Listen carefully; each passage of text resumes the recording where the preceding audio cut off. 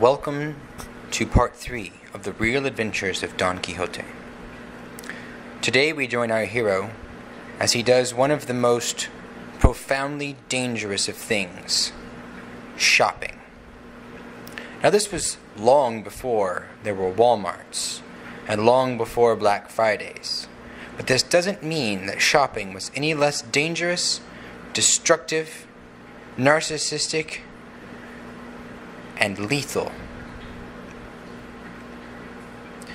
Today, Don Quixote had decided to head to the local market to pick up some fruits and vegetables, and maybe even, money permitting, some pork, or some beef, or some chicken, or possibly fish.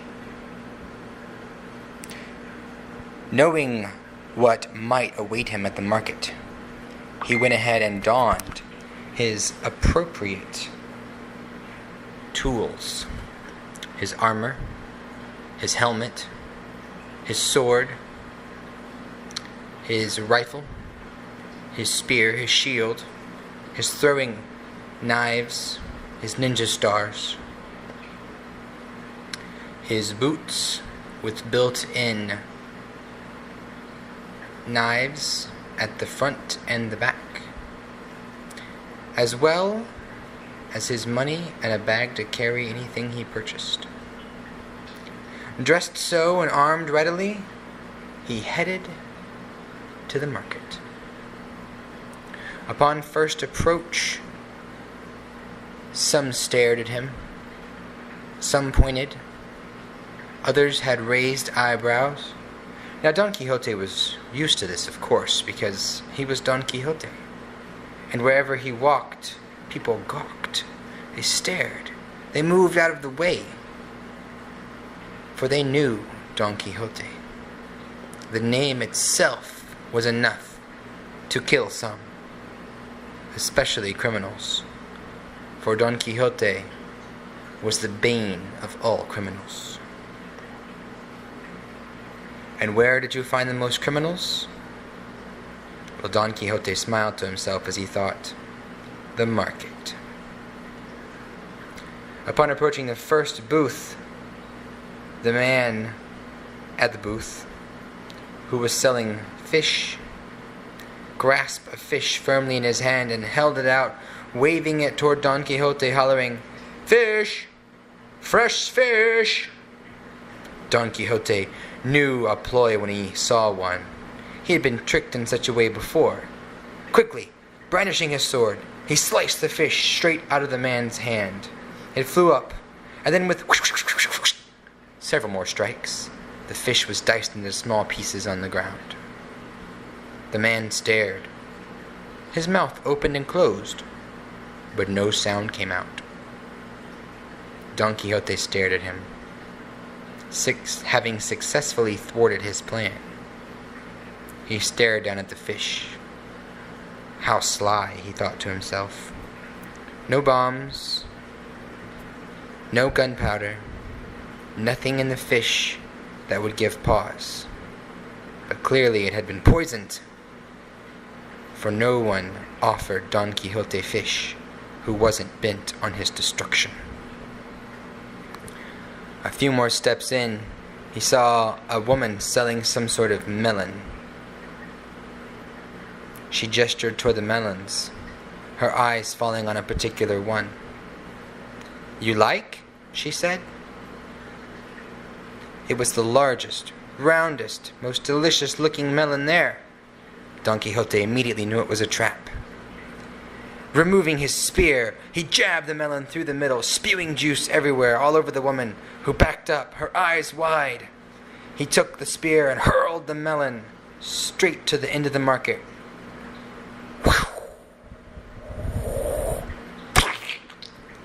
Where it splattered against the wall and juiced several of those who stood by. He looked at the melon. Don Quixote scratched his head. He thought. Another well-planned attack. Nothing in the melon looked odd. He stared at the woman, gave her a little wink. "Nice try," he said, and continued on. Finally, he reached the vendor who sold the best vegetables in town. Cucumbers, carrots, potatoes, whatever you wanted, he had them. Now, clearly, someone was trying to get him today, so he approached this one with caution. Removing his throwing daggers, one in each hand, he crept quietly up to the booth, where the man stared at him.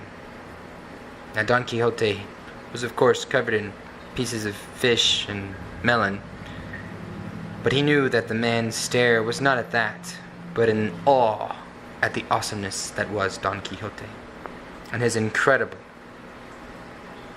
amazing macho status. Don Quixote stared at the man, and the man stared back. "I am Don Quixote," he said. The man just nodded. Don Quixote stared at him, willing him to give away the secret. The man stared back. "I was going to buy some vegetables," said Don Quixote, squinting his eyes, staring at the man, boring into his soul. "Okay," said the man. "What would you like?" "Ooh, you are a clever one, aren't you?" said Don Quixote, leaning in, hovering over the vegetables. Not going to suggest anything? Not going to indicate any preference of one vegetable over the other?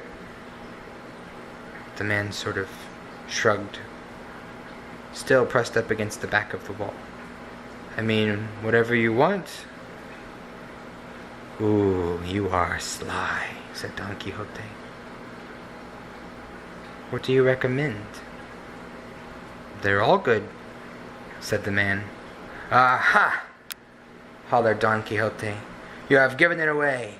They're all poisoned." And with that, he began to chop viciously at all the vegetables with his double daggers, chopping and slicing and throwing pieces of vegetables all over the place until there was nothing left but a countertop riddled with knife blows. "Nice try," said Don Quixote, breathing heavily. "I will just not eat again today until it is safe to do so." And with that, he turned and went back home.